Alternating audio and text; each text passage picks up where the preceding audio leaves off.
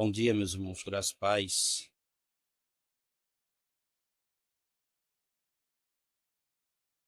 Estamos no último domingo do ano, exatamente para bendizer o nome do Senhor, louvar o seu nome. Eu quero ir para um texto que meus irmãos já conhecem, já foi pregado em cima dele, mas eu quero voltar a esse texto que encontra-se em Gálatas capítulo 3. Quero falar sobre a justiça de nosso Senhor Jesus Cristo, de todos nós guardarmos os nossos corações para não sermos insensatos. E diz respeito à obra do Senhor Jesus. Ela é plena, perfeita. Ela foi nos dada de uma maneira que não se pode ser tirada nem acrescentada. Podemos assim descansar aquilo que o Senhor fez em nossa vida. Por esta razão eu quero ir, texto de Gálatas, verso 1, capítulo 3, até o verso 9. O texto nos diz o seguinte: ó Gálatas insensatos, e vos fascinou a vós outros, ante cujos olhos foi Jesus Cristo exposto como crucificado. Quero apenas saber isto de vós: recebestes o Espírito pelas obras da lei ou pela pregação da fé? Sois assim sensatos que, tendo começado no Espírito, estejais agora vos aperfeiçoando na carne? Terá sido em vão que tantas coisas sofrestes? Na verdade foram em vão. Aquele, pois, que vos concede o Espírito, que opera milagres entre vós, porventura o faz pelas obras da lei ou pela pregação da fé? É o caso de Abraão, que creu em Deus, e isso lhe foi imputado para a justiça. Sabei, pois, que os da fé são filhos de Abraão. Ora, tendo a Escritura previsto que Deus justificaria pela fé os gentios, pré-anunciou o evangelho a Abraão: em ti serão abençoados todos os povos. De modo que os da fé são abençoados com o crente Abraão. Amém. Ó Deus, ilumina os nossos olhos, nossa mente, nosso coração, fala a nossa vida, que a obra de Jesus seja sustentada por esta igreja. Não nos deixe desviarmos nem para a direita nem para a esquerda, mas que os nossos pés estejam firmes, olhando e contemplando a obra do teu Filho realizada na cruz. Seja conosco, por meio de Jesus Cristo, nosso Senhor. Amém. Pode sentar, meus irmãos.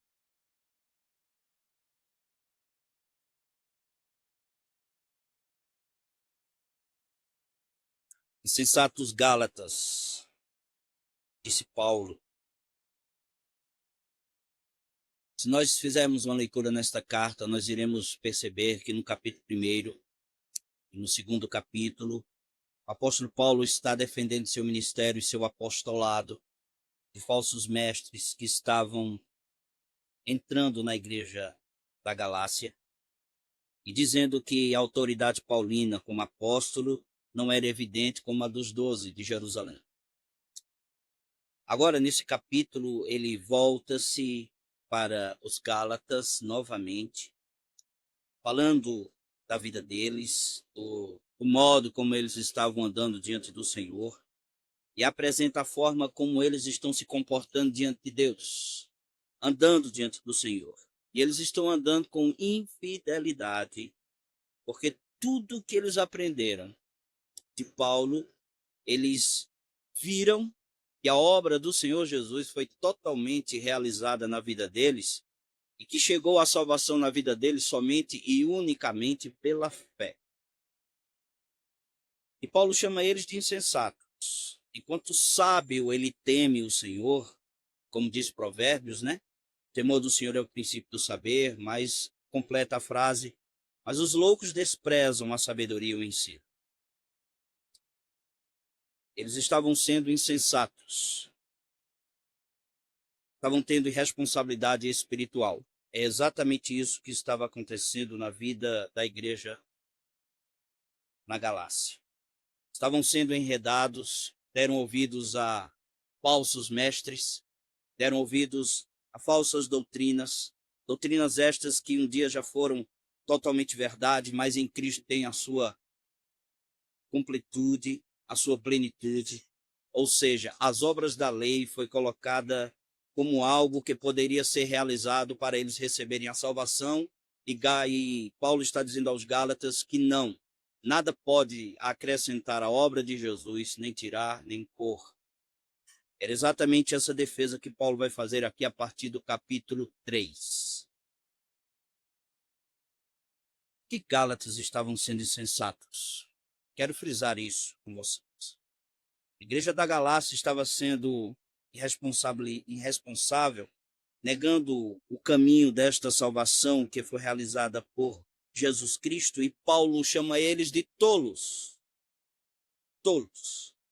Nós percebemos do capítulo 3, verso 1 até o capítulo 4, verso 31, Paulo serve-se de um estilo argumentativo da época que nós conhecemos como retórica, e Paulo não está preocupado com a forma de pregação, mas ele está preocupado com o conteúdo, mas ele vale-se desse privilégio que em sua época tinha, como tem na nossa, da retórica, da argumentação, e ele usa exatamente para argumentar algo sobre a igreja que estava sendo enredada por ensinos que não estava baseado no evangelho de nosso Senhor Jesus. Ele apresenta uma série de perguntas retóricas que era uma forma de enfatizar a sua mensagem. Tratava-se, em muitos casos, de um modo de oferecer um desafio ao leitor. Era exatamente isso que Paulo estava dizendo. Então o apóstolo ele chama a atenção dos seus leitores para a negligência que eles estavam tendo com relação ao sacrifício, repito, de nosso Senhor Jesus. O pregador gasta seu tempo para trazer uma mensagem para o povo de Deus, para a igreja do Senhor, mas muitas vezes a igreja dá ouvidos a espíritos enganadores. Eles estavam vituperando a obra de nosso Senhor Jesus Cristo, fazendo dela algo como um apêndice para a salvação, e Paulo enfatiza que isto não é verdade. Por esta razão, ele faz várias perguntas retóricas à luz do texto. A primeira é: quem vos fascinou? Está aí no verso 1. Paulo está dizendo, em outras palavras, vocês foram enfeitiçados. Vocês foram encantados pelos falsos mestres que estão negando o poder da morte de nosso Senhor e Salvador Jesus Cristo, dizendo que a salvação é pelas obras também, pelas obras da lei.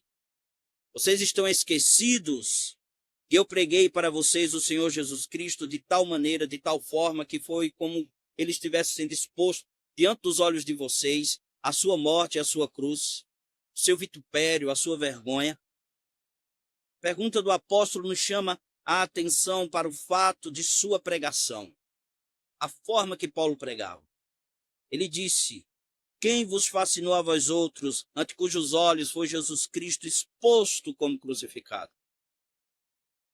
Paulo pregou a glória salvadora de Jesus Cristo de tal maneira, de tal forma, com tal intensidade, que a pregação dele parecia aos olhos daqueles que estavam vindo como se Cristo estivesse diante dele sendo crucificado.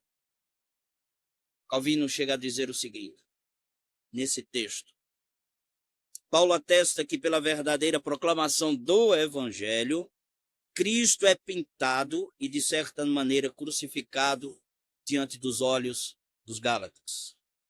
A exposição do texto, a exposição da palavra do apóstolo Paulo com respeito à cruz de nosso Senhor Jesus Cristo foi tão evidente, mas tão evidente, que eles estavam vendo a majestade de Jesus ali.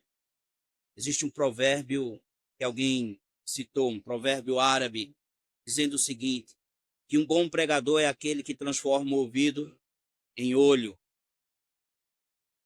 Significa que os pregadores devem estar atentos com relação ao que estão pregando, pois nosso maior interesse deve ser apresentar a pessoa bendita de nosso Senhor e Salvador Jesus Cristo, pregado na cruz, carregando sobre si a ira do Senhor para nos dar a vida eterna. Este é o ponto central do que Paulo está dizendo. A segunda pergunta retórica que Paulo faz é: recebestes o Espírito pelas obras da lei ou pela pregação da fé? Está aí no verso 2. Texto quer primeiro nos ensinar que a salvação pela fé é oposta à salvação pelas obras. Elas não combinam. Nós iremos ver que você não tem mérito diante do Senhor para receber o perdão dos pecados.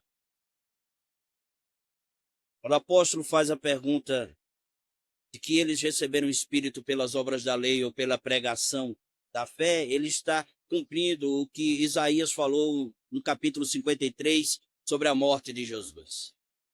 O profeta disse: quem creu em nossa pregação? Paulo estava cumprindo a profecia, pregando nosso Senhor e Salvador Jesus Cristo, ensinando que nós devemos entender que a obra salvadora de Jesus é única. Eu e vocês não temos mérito. Outro ponto que o texto nos ensina é que o Espírito é dado pela pregação do Evangelho. O Espírito Santo é dado ao ser humano salvadoramente pela pregação do Evangelho. Quando pregamos para alguém e essa pessoa responde de maneira positiva, crendo, o Espírito Santo é dado no ato que ela crê. Alguns irmãos se enganam, e nós sabemos disso, dizendo que as pessoas podem ter ou receber o Espírito Santo de Deus como uma segunda experiência, depois da conversão. Nós não cremos assim.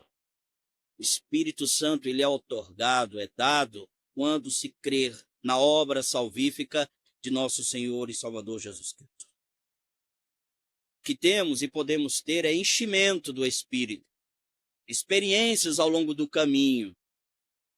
Uma vez que já somos habitados pelo Espírito Santo, se fizermos uma leitura no livro de Atos, nós iremos perceber que tanto a igreja quanto indivíduos eram cheios do Espírito Santo, depois eram cheios novamente, e nós podemos ter essas experiências com o Espírito Santo.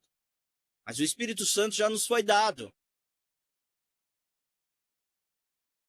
O texto que nos chama a atenção é quando Pedro está pregando para Cornélio, e o texto diz assim: ainda Pedro falava estas coisas quando caiu o Espírito Santo sobre todos os que ouviam a palavra. Atos capítulo 10, verso 44. Quem não tem o Espírito salvadoramente em sua vida está perdido. Não tem Cristo como seu Salvador. A outra pergunta retórica de Paulo é: sois assim insensatos? Está aí no verso 3.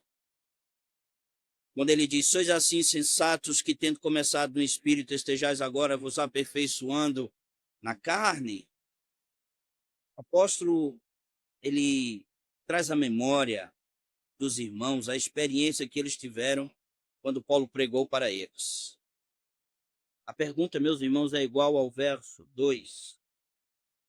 Difere-se somente das palavras, ou seja, vocês começaram com o Espírito Santo pela pregação da fé, agora estão terminando na carne, ou seja, pelas obras da lei. Vocês querem receber méritos diante do Senhor? Vocês estão dizendo que tudo que receberam foi porque vocês fizeram algo? Uma vez que eles receberam o Espírito Santo quando creram, significa que eles nasceram de novo. Então, a presença ativa do Espírito Santo envolve a presença de Cristo no íntimo de cada um que creu. O novo nascimento foi dado, a implantação da semente da verdadeira fé foi dada, o conhecimento do perdão e da adoção de filhos foi dado a todos os crentes, bem como os demais dons, como iluminação, liberdade, alegria, certeza de salvação, poder contra Satanás, resposta às orações e um testemunho eficaz. Como os Gálatas estavam sendo insensatos? Pergunto novamente. Eles estavam querendo aperfeiçoar-se na carne, diz o Paulo acusa os falsos mestres. Prestem atenção na palavra aperfeiçoando aí. O apóstolo tem em mente um alvo a ser atingido. aperfeiçoando. Agora também preste atenção na palavra começando, que está aí no verso. Paulo tem em mente um começo e um alvo a ser atingido, que é a perfeição. É claro que eu e vocês nunca seremos perfeitos enquanto estamos nesse tabernáculo. Nunca seremos. Mas essa deve ser a nossa busca. E ela encontra-se somente na pessoa de Jesus. Paulo está dizendo, vocês começaram com o Espírito Santo e agora querem terminar na carne? Em outras palavras, Paulo está dizendo, vocês começaram a vida cristã no poder do Espírito Santo e agora querem terminar a sua vida por méritos próprios, merecendo algo. Todos os verdadeiros cristãos buscam a perfeição e chegaremos a ela à volta de Jesus. Mas até lá, o Espírito Santo nos foi dado e trabalha em nós, sem nenhuma obra meritória de nossa parte. Nenhum. Tudo foi dado pelo Senhor. Quando ele usou a palavra carne, ele quer dizer, vocês estão querendo alcançar o objetivo por esforço. O apóstolo enfatiza que o Espírito Santo é que faz a obra em nossa vida de maneira plena, a ponto de apresentar Cristo evidente na igreja do Senhor. Terá sido em vão que tantas coisas sofrestes? Agora é a pergunta do verso 4. Veja como ele diz aí no verso 4. Terá sido em vão que tantas coisas sofrestes? Que na verdade foram em vão. A pergunta aqui é chamar a atenção da igreja. Eles haviam sido perseguidos por causa do evangelho, por causa da palavra do Senhor, daquilo que Paulo havia apresentado a eles, como único caminho, receberam o Espírito Santo, viram a evidência do Espírito Santo em sua própria vida, sofreram por causa disso, e agora esse sofrimento vocês estão dizendo que foi em vão? Parece que essa verdade não toca mais o coração de vocês? Isso muitas vezes acontece com muitos crentes hoje. Acontece hoje. Quando se convertem ao Senhor, são perseguidos muitas vezes por familiares, amigos, viu o Espírito Santo na sua vida, contemplam a verdade do Evangelho, de repente dão ouvidos a falsos mestres e negam a obra do Senhor. Não devemos abrir mão do que Jesus Cristo fez em nossa vida, o que ele comunicou ao nosso coração. Nessa última pergunta ele faz, aquele que opera milagres entre vós, porventura o faz pelas obras da lei ou pela pregação da fé? Essa é a última pergunta do apóstolo. E a última pergunta do apóstolo apresenta o poder de Deus manifestando-se ainda na vida da igreja galácia. A forma como Paulo colocou o verbo opera aí, que vocês estão vendo, significa que Deus ainda estava realizando grandes milagres na vida daquela igreja.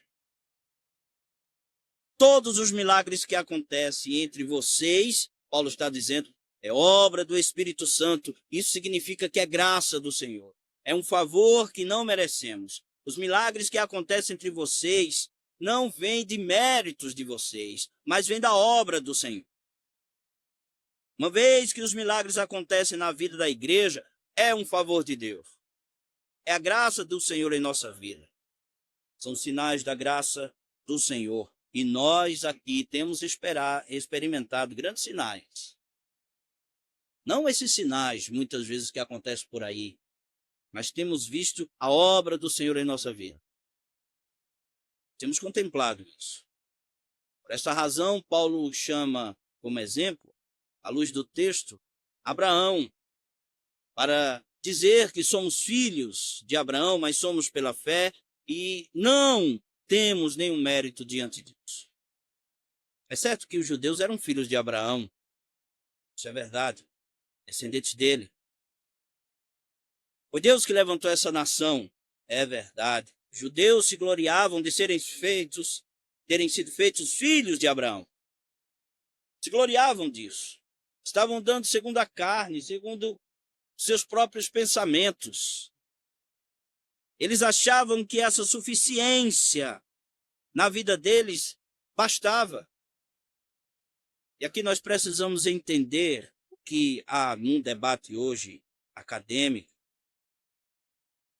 a nova perspectiva, anunciando somente que essas obras da lei, essa confiança de ser filho de Abraão, se dá somente no que diz respeito, meus irmãos, à guarda do sábado, à guarda de alguns alimentos que eles não comiam, os judeus, alimentos gentílicos, eles se afastavam disso, e a circuncisão. Isso era um ponto em que era a divisão entre judeus e gentios. Isso é verdade, é verdade. É verdade. Porém, não só é somente isso. Porque eles deixaram de ver e deixaram de perceber, meus irmãos, que serem feitos filhos de Abraão e jactanciarem-se disso, orgulharem-se disso, é idolatria. Idolatria é pecado. Quando João Batista começa seu ministério pregando no deserto da Judéia, convocam os judeus a se arrependerem e chega até mesmo a ser duro com eles, dizendo o seguinte: raça de víboras, quem vos induziu a fugir da ira vindoura? Produzi, pois, frutos dignos de arrependimento, e não comeceis a dizer entre vós mesmos: temos por pai Abraão. Isso é jactância, isso é orgulho. Porque eu vos afirmo que dessas pedras Deus pode suscitar filhos a Abraão. Mateus 3, versos 7 a 9. No contexto de João Batista, os judeus pensavam que podiam se livrar da ira de Deus somente por serem filhos de Abraão e serem descendentes dele. Estavam vangloriando-se. Aqui em Paulo não é diferente. Eles estavam cheios de uma glória vazia, achando-se que eram filhos de Abraão e por esta razão estavam livres da ira de Deus. Não somente pela circuncisão, guarda do sábado ou leis dietéticas, mas pelo fato de serem filhos de Abraão, estavam livres da ira do Senhor. Paulo diz: não, vocês foram justificados pela fé em nosso Senhor Jesus Cristo. Nós somos circuncidados, diziam eles, e somos filhos de Abraão. Essa é nossa justiça. Paulo leu Gênesis, meus irmãos. Paulo sabia o que estava argumentando. Mas ele leu Gênesis pelos olhos da glória de nosso Senhor Jesus Cristo. E Paulo, como João Batista, combate esse erro, dizendo que os filhos de Abraão são os filhos da fé, porque o verso 8 diz isso: ora, tendo a Escritura previsto que Deus justificaria pela fé os gentios, pré-anunciou o evangelho a Abraão: em ti serão abençoados todos os povos. E que a justiça de alguém está baseada somente em Jesus e não em si mesmo, porque o verso 6 diz: é o caso de Abraão, que creu em Deus e isso lhe foi imputado para a justiça. Diante desse texto, meus irmãos, o apóstolo está argumentando profundamente que nossa descendência é a de Abraão. Eu e vocês somos descendentes de Abraão pela fé, mas nós fomos enxertados no povo de Deus. Nós fomos enxertados. A justiça de Abraão e dos seus descendentes com imputação da parte de Deus na vida deles. Vocês, judeus, se gabam de serem descendentes de Abraão, mas vocês precisam entender que esse homem que vocês tanto se gloriam, ele não tem justiça própria. Tudo na vida dele foi dado por Deus. O argumento de Paulo está baseado em Gênesis capítulo 15, que nós já estudamos. Abraão e seu sobrinho Ló se separaram porque o lugar onde eles estavam era pequeno demais e os seus pastores começaram a brigar por conta de território. Abraão diz: olha, se você for para a direita, eu vou para a esquerda. Se você for para a esquerda, eu vou para a direita. Pois assim ocorreu. Depois houve uma guerra de 4 reis contra 5 e o local que Ló estava, em Sodoma, foi tomado e ele foi levado cativo. Abraão ficou sabendo e foi libertado, ou libertar, melhor dizendo, seu sobrinho, e ele fez isso com sucesso. Nós sabemos disso. Na volta, ele encontra Melquisedeque, rei de Salém, e Melquisedeque abençoa Abraão. Depois de todos esses acontecimentos, nós chegamos ao capítulo 15 de Gênesis, e lá é dito que a palavra do Senhor veio a Abraão por meio de uma visão, dizendo a ele que não temesse, porque Deus era o escudo dele e o galardão dele seria grande, ou seja, a herança dele seria grande. Abraão responde dizendo ao Senhor: como será grande meu galardão se não tenho filhos? Como será minha herança se eu não tenho filhos?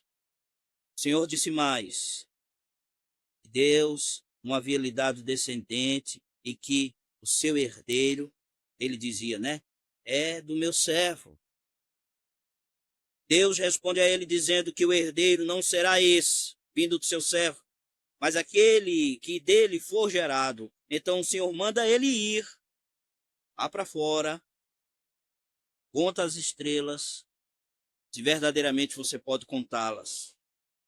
Ele não consegue contar porque eram muitas. Então Deus diz: será assim a tua descendência. Capítulo 15, verso 5. Aí o texto acrescenta no verso 6. Ele creu no Senhor e isso lhe foi imputado para a justiça. Abraão creu na promessa de Deus, sendo ele avançado em dias e sua esposa estéril. Ele confiou no Senhor, que Deus iria conceder a ele descendentes. Nós precisamos lembrar que Deus não havia prometido, já havia prometido, melhor dizendo, no capítulo 12, que através dele todas as famílias da terra seriam abençoadas. É o fato de todos nós.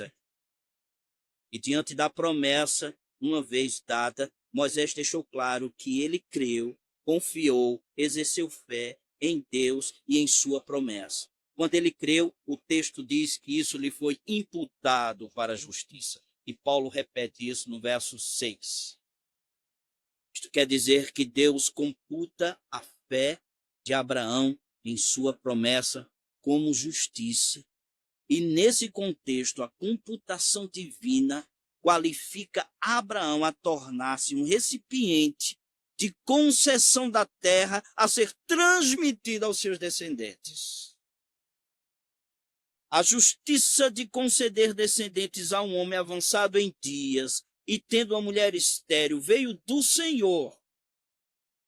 Aquele que promoveu tudo foi Deus e não teve mérito nenhum de Abraão. É exatamente este argumento que Paulo está dizendo aos Gálatas. Então, como é que vocês querem se gloriar em Abraão, uma vez que tudo que ele recebeu foi pela graça de Deus?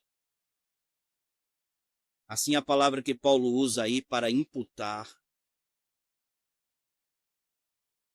é elegistima, que vem de logos, falar.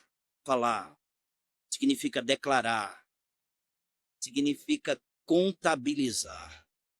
O que Paulo está dizendo é que Deus conferiu um status a Abraão diferente do que ele tinha antes. Você agora é filho, você agora tem justiça que não é sua e a condenação não irá cair sobre você. Foi atribuído a ele justiça e a justiça de Cristo. Isso aqui confere um status legal a alguém. Trata essa promessa como justa, porque livra da condenação. A descendência de Abraão tem um status, todos nós, de justos, porque a justiça de Cristo está sobre nós. Um exemplo, ou outro exemplo da palavra imputar, que deriva da área comercial, é que ela se adequa para o juiz que determina se as contas foram totalmente pagas. E elas foram em nosso Senhor Jesus Cristo. Todas elas. Você não entra com nada, mesmo. Você não pode fazer mais nada. Paulo argumenta nesse texto três coisas, para aqueles que pensavam ter alguma justiça própria pelo fato de descender de Abraão. Primeiro, a incapacidade de Abraão contar as estrelas mostra que ele é insuficiente para gerar filhos. Isto veio de Deus. O ensinamento é que Abraão, a quem vocês se gloriam, ser filhos, foi incapaz de trazer descendentes. Quem trouxe descendente a Abraão foi eu, Deus está dizendo. Então a obra é minha, não é sua. Houve um milagre, e um milagre tira a glória humana. Então a nossa salvação também foi um milagre e tira a glória humana de todos nós.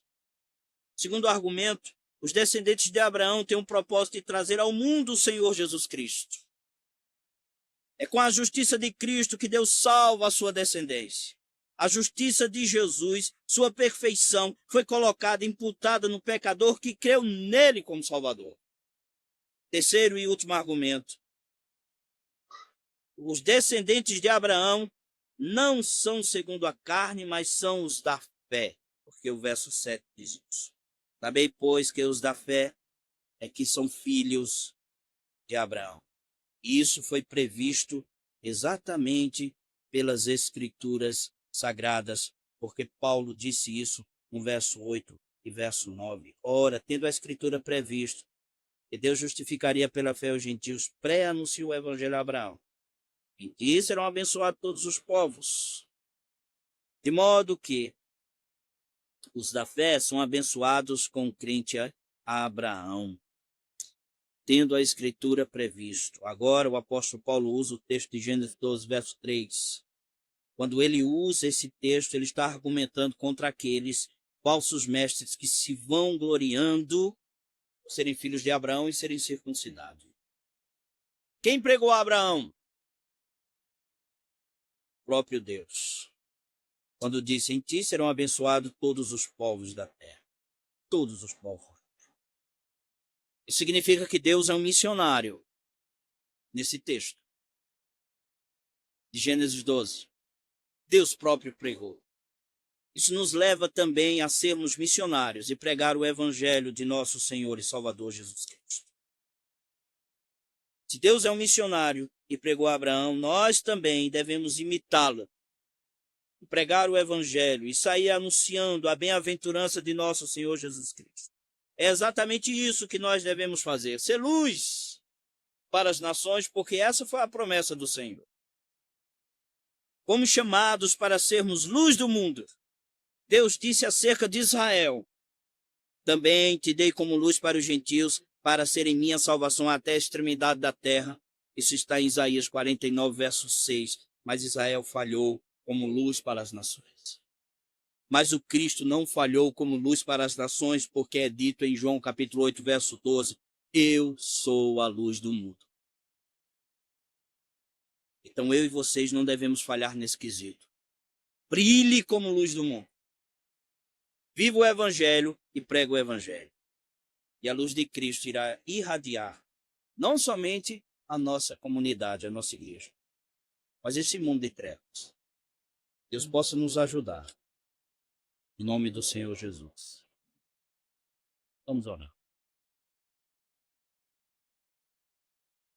Vamos ficar em pé, meus irmãos.